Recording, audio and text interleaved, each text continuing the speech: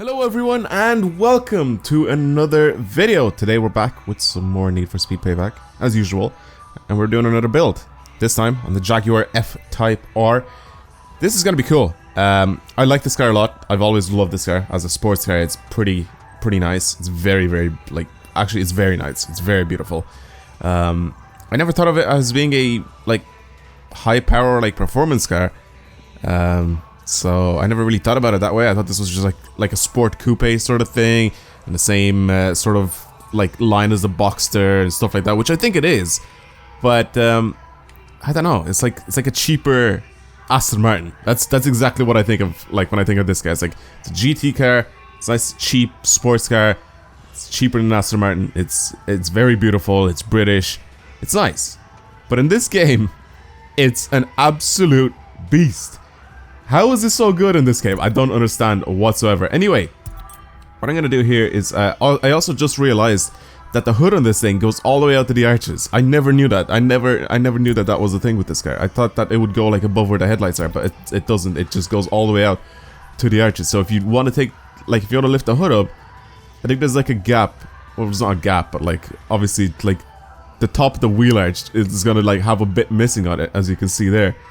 It's pretty mad. It's a very pretty car. But again, in this game, like I said, it's an absolute beast. So today we're gonna build it, and I'm gonna show you guys what this thing is like. I maxed it to level 399 race spec, as people have already suggested, and I'm gonna make this thing look as aggressive as possible, and hopefully turn this into pretty much a race car. Just anything race car spec on this thing, I will put it on, just to make it look more and more aggressive. So far. Well, I can't do that now. That's brilliant. The headlights on this thing, I'm just gonna tint them a little bit. Nothing really else there for the splitter. We can add this ghost splitter, which actually looks pretty good. What else is there? Alchemist one isn't really the best. Yeah, that's alright. Has a nice dinner plate at the front. That's pretty good. What is that? Oh, the front fenders. I love the where it starts to change the front fenders. Ooh, we can go slightly wide-bodied. I like that. I'm doing that. I'm definitely doing that. Slightly wide-bodied here. Side skirts again. I'm probably just gonna put the whole ghost kit on it because it looks so good. Ooh, and this is at the back where I just don't like it. I don't like that arch. I think it just ruins the shape of it. Oh, actually, maybe not.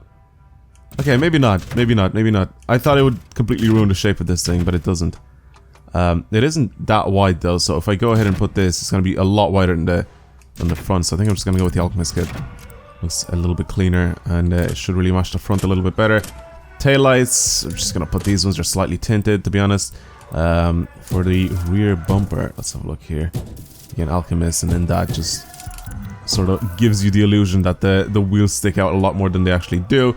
Let's just hope with this car I don't have the problem of getting really good wheels for it. So yeah, anyway, I will put a wing on it. I don't know. This is one hell of a this is one hell of a wing. All right. Oop, didn't mean to do that. And then we got a couple more ghost wings here. I just don't like that at all. It's probably gonna have to be this first APR wing. It's pretty damn big. But I feel like this is the one that sort of suits it the best, to be completely honest, out of everything else. I wonder if the little small wing that already comes on this car is actually going to function as well. For the rear diffuser, full-on carbon fiber, and then full-on carbon fiber again with just some little, like, slits in the center, which I'm going to do because they actually look pretty good. For the rear exhaust, I'm not going to do anything stupid and crazy for this thing. I'm sorry. I will go... Okay, well, I'm not changing anything because they all look terrible. So... well then. That was a bust. I wanted to change it to something, but like they all look terrible. I'm gonna put these 3-cell mirrors on it though. This honestly just looks like a race car now, which is kind of what I wanted to go for. I mean, this is race spec'd out, and I have to find a good set of wheels, which is gonna be very difficult. Well, anyway, I'll be back in a second once I actually find the wheels I like for this. All right. Well, I decided to go with these Forsteiners. This is definitely not a car that I kind of like choosing wheels for. There's like a lot of them that just don't suit this thing. I kind of like these because they're nice and simple. They have like a lot of like empty space between all the actual spokes, so you can see inside, and you can see the Jaguar brake calipers, which I'm gonna probably stick with because I like them in yellow and I like the the way it says Jaguar on them, so I'm gonna keep them like that. Yeah, I don't know, my opinion, I like the way they look. Let's lower this thing a good bit here though. Make it look a lot more aggressive and just, oh, that's so nice looking. It's such a pretty car. Such a pretty car. Alright, I'm gonna go ahead and try to choose a community wrap. Let's see what we got here. Some Project 7 vibes going with some of these paints. This is the nice British Racing green. In yellow, this just reminds me of an Aston Martin. I'm not gonna choose that. Yeah, some Project 7 vibes from a couple of these paints. What is this silver and black one? That is pretty mad looking. It's a whole Tron-esque thing that's going on here. This honestly just makes it look like an Aston Martin. I can't put this green paint. Actually, I do really like this green paint on it. I'm not gonna lie. I like this green. I'm putting it on. I think it's just really nice. There's not even like any crazy design for this thing. It's just the paint that's on it. It looks very nice. The wheels I'm probably just gonna change to like a grayish color, to be honest. Yeah, I'm gonna do that, and then I think we're pretty much done with this. So let's go to rims. For the tires, I don't really want to put any text on the tires, by the way. That's kind of why I didn't want to go there. So yeah, rims I'm probably just gonna go with like this sort of gray color here. Apply to all rims and a secondary color, and probably gotta do the same. Maybe one lighter, just so it looks a little bit different. And then apply that to all the rims. Alright, nice dark wheels, dark accents all over the car with the carbon fiber everywhere. And a nice British Racing green sort of paint going on with this thing. I like it. I think it looks pretty damn beautiful. It's such a pretty car though. They've done such a good job with this thing. Anyway, let's go ahead and drive this thing. I'll show you guys what this is like. So it's maxed out to level 399.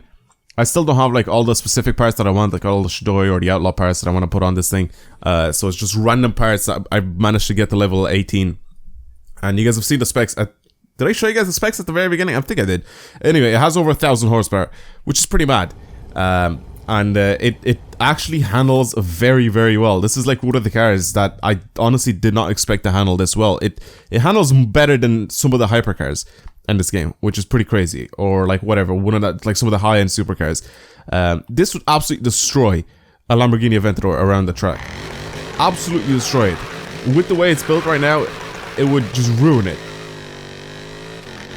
I really want to see what the Huracan is like, because I think the Huracan I only ended up building for drifting, just because it was like the best car like in Need for Speed 2015 to like drift with and race with and just do anything with. So in this game, I wanted to see. Yeah, Tyler. Yeah, I get it. I wanted to see in this game if it was just as good for drifting as it was in the previous game, and it's insane in this game as well. But I haven't really tested it out to see what it's like for racing, so I may buy a Huracan to see what it's like. But so far, Lamborghinis have like sorely disappointed me in the race events. So yeah, it's fast. It's pretty fast. I can hit 200 miles per hour with this thing very easily. It handles incredibly well. I don't really have a bad side to this thing. It's obviously not as fast as the Koenigsegg or the 911 RSR, but it's very fast. I don't know why I decided to just, you know what, I'm gonna restart it just because I kind of want to get a good time with this thing, and I don't want to just ruin it by going off the road like an idiot. So I'll go and I'll try to stay on the actual track, and I'll do a lap time with this thing. It has little LEDs in the bumper as well. I just realized that. Still has a lot of pops, just like the real car does. I also think this is the newer one, like the facelift Jag, because it feels like it's all-wheel drive instead of rear-wheel drive. I don't know, I don't know, like in the corners it honestly feels like it's rear-wheel drive because it wants to drift out all the time, but there's some cars that actually do that anyway. And then with NOS, you can squeeze this out. If I had slightly more NOS, I could squeeze this out to 200 miles per hour. So easy. It handles so well. It sticks to that like 170, 180 miles per hour in corners all the time. So it's very good. It has 8 gears, so that's one problem with this thing that I kind of don't really like dealing with. Gotta keep going. Honestly, I feel like if I had more NOS with this thing, I would be able to hit 200 miles per hour all the time. It's not bad. I can do it. I can still hit it. Like if I just NOS here. There you go, that's 200 miles per hour. I'm gonna have to slow down. I only have to slow down to about 140 to go around the corner. I can obviously just grind the wall and go around it a lot faster. But look, there's like barely any understeer. I could take this corner at 190 miles per hour almost. And it drives so well. I'm so happy with this car. It's such a good car to drive. And it's cheap as well. It's only like 120,000 I think it was. I ended up buying it for. So it's very cheap for the type of car you can get with this thing. Like if you just continue to keep racing with it, you'll get the parts for it that you need. And then if you don't want the specific parts, you trade them in and you just use your traded in speed cars to get better stuff. I think my best time with this thing was like 148. I think that was my best time that I ended up getting with this car. So 150, 199 right now, and like as I was leveling the car up, I got a 148 with it. It's very good. It's very, very good. I would highly recommend buying this thing. It's like I said, it's pretty damn cheap as well. It's only like 100 and something grand. So, and you can get it to level 399. So, very good car in my opinion. Very, very good car. It drives very well for what car it is, because it's just I honestly didn't expect it. I could do this, and I have them a little bit more NOS. I may actually do this. It'll get rid of a bit of brakes and a bit of top speed, but I don't really mind that, to be completely honest. Anyway, I'm gonna leave it there. Thank you guys very much for watching. Hopefully you've enjoyed today's video. This is the Jaguar F-Type R, and this was a race build for it. It's a very good car. Again, highly recommend. Thank you guys very much for watching. Hopefully you've enjoyed today's video. I'll see you guys next time. Goodbye.